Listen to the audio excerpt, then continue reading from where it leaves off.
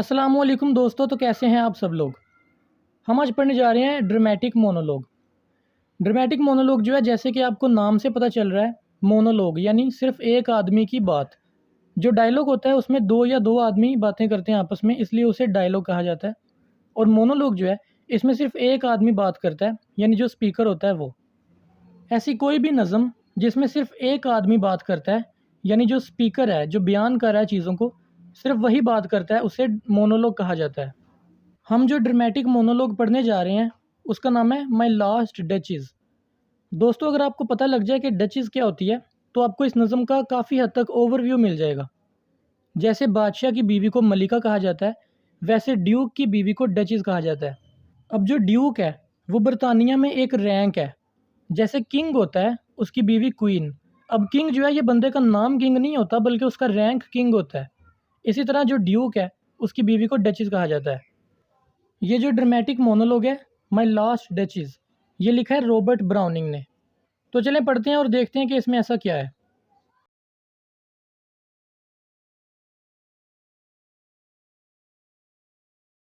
That's my last duchess painted on the wall looking as if she were alive.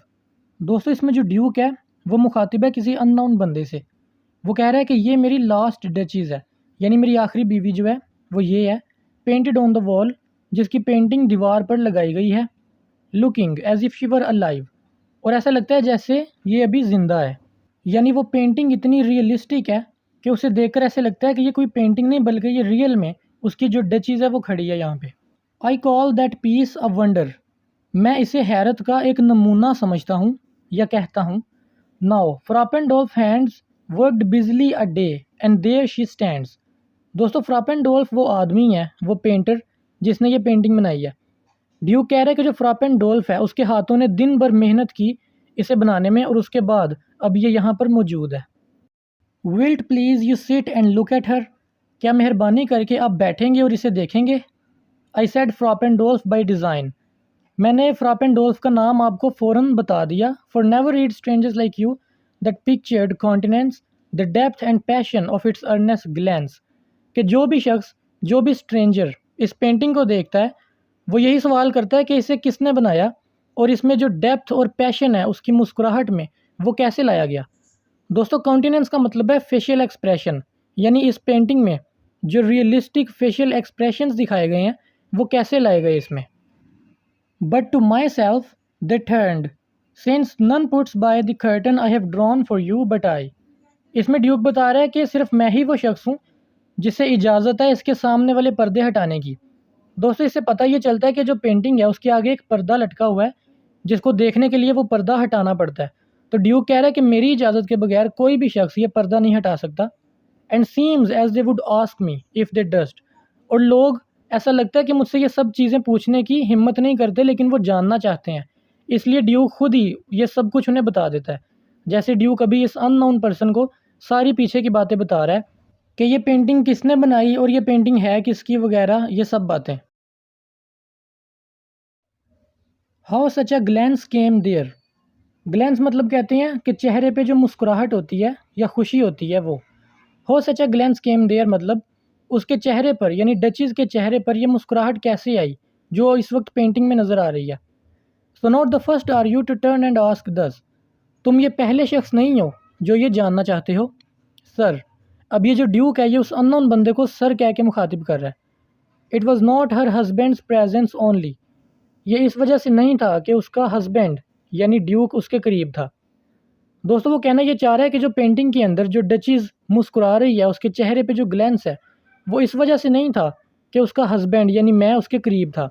Called that spot of joy into the duchess' cheek. कि जो मेरी डचीज़ है उसकी जो cheeks हैं उन पर जो खुशी आई है वो शायद इस वजह से आई हो। परहैप्स फ्रापेंडोल्फ चांस्ड टू से, कि शायद जो फ्रापेंडोल्फ है यानी जो पेंटर है उसको कहीं मौका मिल गया होगा ये कहने का, हर mental lapse over my ladies wrist too much. कि जो मेंटल लैप्स है वो उस डचीज़ की कलाइयों को बहुत ज़्यादा ढांप रही है।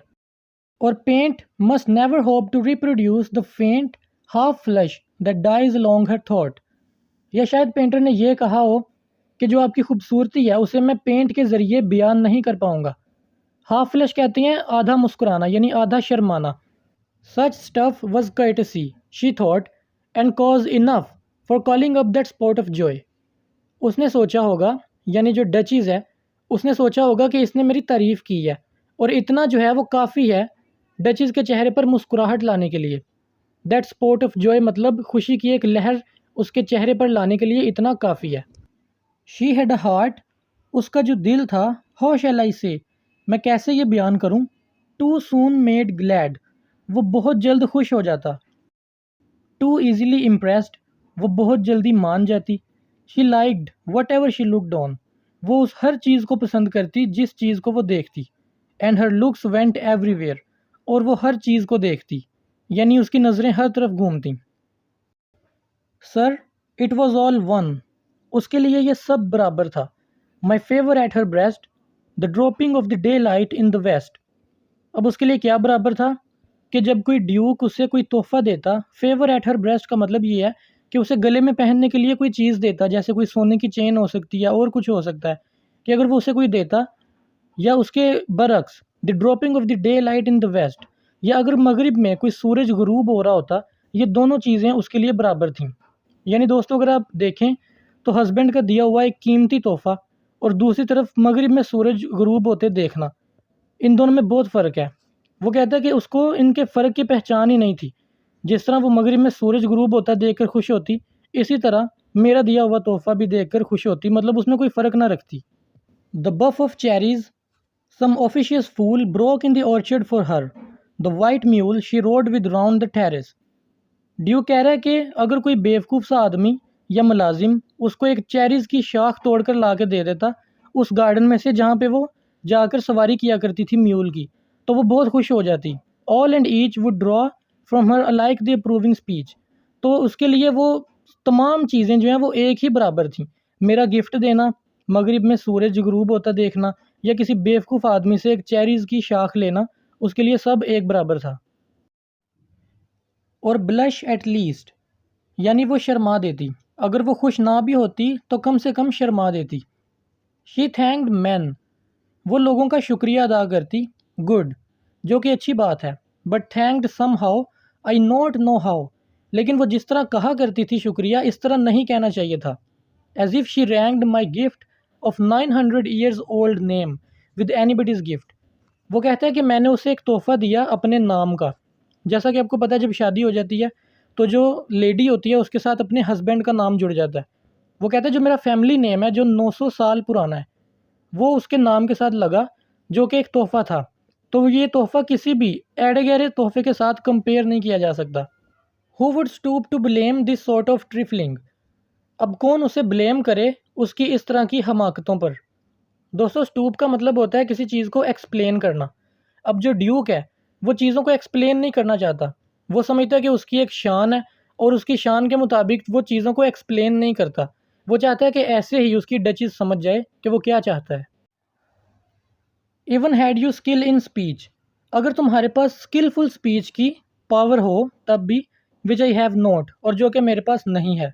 To make your will quite clear to such and one, कि अपनी मैं ख्वाहिश बता सकूं, यानी अपनी चाहत बता सकूं क्लियरली कि मैं क्या चाहता हूं। एंड से, और कह सकूं, जस्ट दिस और दैट इन यू डिस्गस मी, कि तुमने यहाँ और वहाँ जो है मेरी बेइज्जती की। हेयर यू मिस, यहाँ तुमने गड़बड़ की या तुमने कोई ख़राबी पैदा की। और देयर एक्सीड द मार्क, और यहाँ तुमने अपनी हद पार की। And if she let herself to be lessoned, अगर वो इससे सबक सीख भी ले, so nor plainly set her wits to yours, तो फिर भी अपनी तमाम ख्वाहिशों को तुम्हारे मुताबिक नहीं करेगी। Forsooth and made excuse, और वो एक्सक्यूज़ करेगी तुम्हारे साथ इस बात पर। Even then would be some stooping, अगर मैं उसे एक्सप्लेन कर भी दूँ इस बात पर, फिर भी वो एक्सक्यूज़ ही करेगी मेरे साथ। And I choose never to stoop, और मैंने ये फ़ैसला किया है कि मैं ऐसा नहीं करूँगा, यानी एक्सप्लेन नहीं करूँगा कि मुझे उससे क्या प्रॉब्लम है। ओ सर, शी स्माइल्ड, अब यहाँ पर ड्यूक उस बंदे को दोबारा सर कह के मुखातिब कर रहा है और बता रहा है कि शी स्माइल्ड, वो मुस्कुराया करती थी। No doubt whenever I passed her, जब भी मैं उसके पास से गुजरता। But who passed without much the same smile, लेकिन ऐसा कौन सा शख्स है जो उसके पास से गुजरा और वो ना मुस्कुराई, यानी ये शिकवा कर रहा है। दिस ग्रीव, ये बढ़ता गया। आई गेव कमांड्स, और मैंने हुक्म जारी किया। Then all smiles stop together, there she stands, और जो तमाम मुस्कुराहटें हैं वो ख़त्म हो गई एक साथ ही, और अब ये यहाँ मौजूद हैं। यानी वो पेंटिंग को देखकर कह रहा है कि अब ये यहाँ मौजूद है मेरी डचीज़। दोस्तों इससे देखकर लगता है कि ऐसे लगता है कि जैसे ड्यूक ने खुद ही इसका कत्ल करवाया है। यानी वो कह रहा है कि मैंने तमाम जो मुस्कुराहटें हैं वो सारी एकदम ख़त्म करवा दी, जिसका मतलब ये है कि उसी ने हुक्म जारी किया उसे मारने का, अपनी डचीज़ को। और अब वो कह रहा है there she stands as if alive, और अब वो यहाँ मौजूद है जैसे वो ज़िंदा हो। अब जो ड्यूक है वो उस बंदे को कह रहा है विल्ट प्लीज़ यू राइज, क्या आप मेहरबानी करके उठेंगे। विल्ट जो है दोस्तों ये विल की ओल्ड फॉर्म है। We will meet the company below, हम नीचे और लोगों से मिलेंगे। देन आई रिपीट, वो कहता है कि मैंने दोबारा कहा। The count your master is known munificence, कि जो तुम्हारा मास्टर है काउंट, वो एहसान करने के हवाले से बहुत मशहूर है। तो दोस्तों अब हमें यहाँ पे ये पता चलता है कि ड्यूक जिस बंदे के साथ बातें कर रहा था वो काउंट का सर्वेंट है। यानी काउंट ने अपने मुलाजिम को इस ड्यूक के पास भेजा है शादी के हवाले से बात करने के लिए। और अब ड्यूक उसके मुलाजिम को ये कह रहा है कि मुझे पता है कि जो तुम्हारा मास्टर है काउंट जो है वो एहसान करने के हवाले से बड़ा जाना जाता है। मुनिफिसेंस का मतलब होता है एहसान करने वाला। Is ample warrant that know just pretence of mine for dowry will be disallowed, वो कहता है ये चीज़ मेरे लिए काफ़ी है कि अब मैं जो भी जहेज़ की डिमांड करूँगा वो इसे डिसअलाउ नहीं करेगा, यानी वो मना नहीं करेगा, क्योंकि वो एहसान करने के हवाले से जाना जाता है। दोस्तों डाउरी का मतलब है जहेज़, यानी वो उसकी बेटी से शादी करने जा रहा है और वो कह रहा है कि मैं जहेज़ की जो भी डिमांड करूँगा वो उसे मना नहीं करेगा, क्योंकि वो एहसान करने वाला है। फिर वो आगे कहता है though his fair daughter self as I avowed at starting is my object, वो कहता है कि जो इसकी फेयर डॉटर है यानी जो इसकी खूबसूरत बेटी है मेरे लिए वही बुनियादी मकसद है शादी करने का। यानी जो जहेज़ है वो मेरा बुनियादी मकसद नहीं है शादी करने का, लेकिन अगर मैं डिमांड करूँगा तो वो मना नहीं करेगा।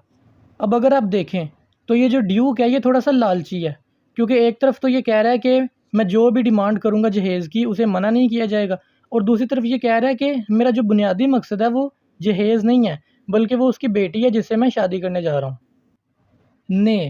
ने का मतलब है कि क्या ऐसा नहीं है। Will go together down sir, sir हम दोनों नीचे इकट्ठे जाएंगे। नोटिस नेपच्यून दो टैमिंग अ सी हॉर्स, दोस्तों ये दोनों नीचे जाते हुए एक नेपच्यून का मुजस्मा देखते हैं। नेपच्यून जो है ये ग्रीक मैथोलॉजी में एक खुदा का नाम है, इसे समुंदर का खुदा या पानी का खुदा कहा जाता है। उसका मुजस्मा ये दोनों देखते हैं।